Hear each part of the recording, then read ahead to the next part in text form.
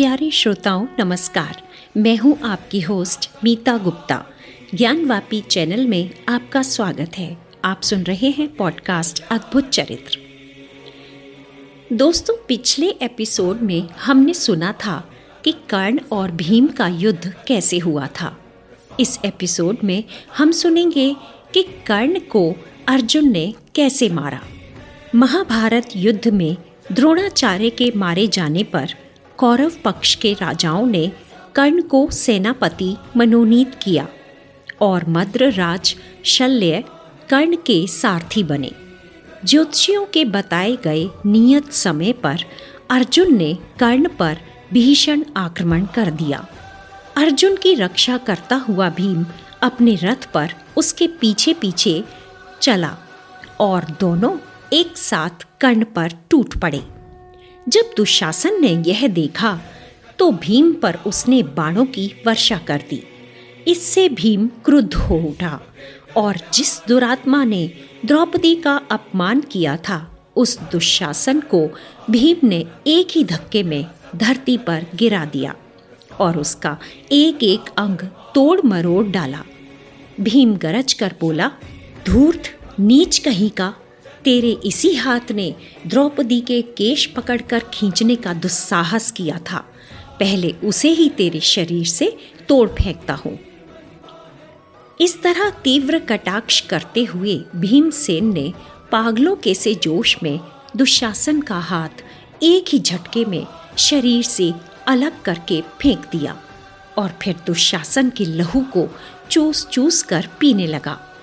गरम लहू पीने के बाद भीम महाकाल के से भयानक रूप में युद्ध के मैदान में नाचने कूदने लगा। भीम का वह भयानक रूप, उसका जोर से चिल्लाना और वह उन्माद नृत्य देखकर लोगों के दिल दहल उठे, सब कांप उठे।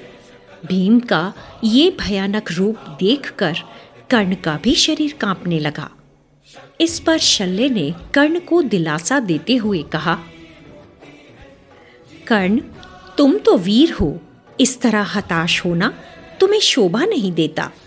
इस समय तो तुम्हें दुर्योधन को सांत्वना देनी चाहिए, उल्टे तुम ही धीरज गंवा बैठ रहे हो।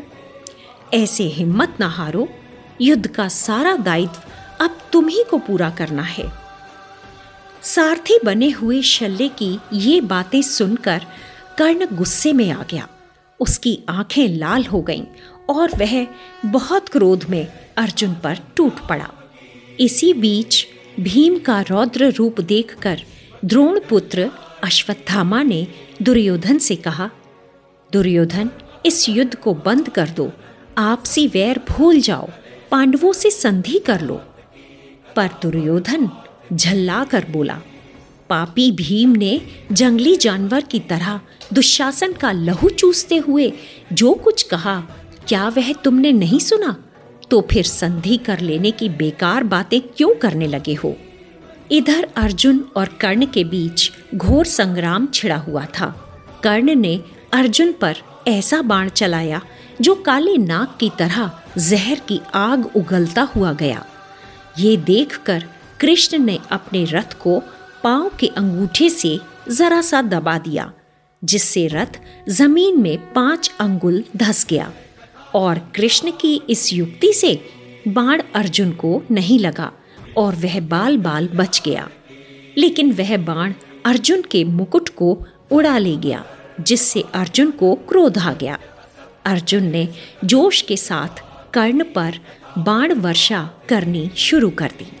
इतने में अचानक कर्ण के रथ का बाईं तरफ का पहिया धरती में धंस गया।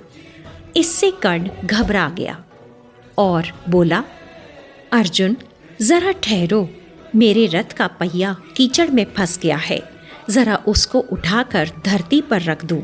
मैं धरती पर खड़ा रहूं और तुम रथ पर बैठे बैठे मुझ पर बाण चलाओ, यह ठीक नहीं होगा।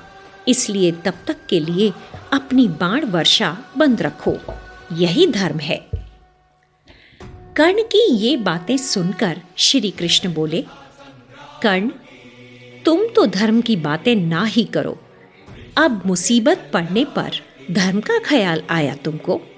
जब दुशासन, दुर्योधन और तुम द्रौपदी को भरी सभा में घसीट कर लाए थे, उस समय तुम्हें धर्म की याद आई थी? नौसिखिए युधिष्ठिर को जुए के कुचक्र में फंसाते समय तुम्हारा धर्म कहाँ जा छिपा था? जब पांडव प्रतिज्ञा पूरी करके 12 साल का वनवास और 1 साल का अज्ञातवास पूरा करके लौटे, तब तुम लोगों ने उनका राज्य वापस देने से इनकार किया था। क्या वह धर्म था? जिन दुष्टों ने भीम को जहर देकर मार देने की कोशिश की थी, उनके उस कुचक्र में तुम भी तो साथी बने हुए थे। जब लाख के भवन में कुंती पुत्रों को ठहराकर उनको सोते हुए जला डालने का जो षड्यंत्र किया था, उसमें तुम्हारा भी तो हाथ था। क्या उस समय तुम्हें धर्म की याद नहीं आई? द्रौपदी का घोर अपमान करते हुए तुमने जो कुछ कहा था, क्या वह भूल गए? और यह भी भूल गए कि यह सब देखकर तुम उस समय कह कहा लगाकर हंस रहे थे। एक सती साध्वी से ऐसी बातें करते हुए तुम्हारा धर्म कहाँ लुप्त हो गया था? जब अभिमन्यु को तुम 7 लोगों ने एक साथ घेर कर निर्लज्जता के साथ मार डाला था, तब तुम्हारा धर्म कहाँ था? और आज तुम पर मुसीबत आई तो तुम्हें धर्म याद आ रहा है? श्री कृष्ण की एक भी झिड़की का कर्ण कोई उत्तर ना दे सका। उसने सिर झुका लिया और अटके हुए रथ पर से ही युद्ध जारी रखा। इतने में कर्ण का एक बाण गलती से अर्जुन को जा लगा तो अर्जुन थोड़ी देर के लिए विचलित हो उठा। बस यही थोड़ा सा समय पाकर कर्ण रथ से उतरकर रथ का पहिया उठाकर समतल धरती पर लाने की कोशिश करने लगा, पर कर्ण के 1000 प्रयत्न करने पर भी पहिया गड्ढे से निकल ही नहीं रहा था। तब कर्ण परशुराम जी से सीखे ब्रह्मास्त्र को चलाने का मंत्र याद करने लगा, परंतु श्रापवश वह याद न कर पाया। यह स्थिति देख श्री कृष्ण ने अर्जुन से कहा, अर्जुन, अब देरी ना करो, इसी समय इस दुष्ट को समाप्त कर दो। मारो, जल्दी से कसकर एक बाण मारो। तब श्री कृष्ण की बात मानकर अर्जुन ने तान कर एक बाण ऐसा मारा कि कर्ण का सिर कटकर धरती पर गिर पड़ा।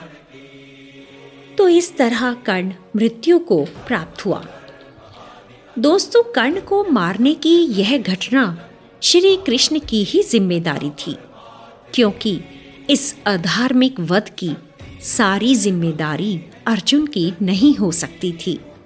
अर्जुन तो केवल भगवान की प्रेरणा से कर्म कर रहे थे और धर्म के विरुद्ध चलने का भार तो केवल भगवान ही वहन कर सकते हैं, मनुष्य तो कदापि नहीं। दोस्तों, अगर आपको ये पॉडकास्ट पसंद आ रहा हो तो प्लीज़ इस चैनल को सब्सक्राइब, लाइक और शेयर करें। मिलते हैं अगले एपिसोड में। तब तक के लिए नमस्कार और पॉडकास्ट सुनने के लिए धन्यवाद।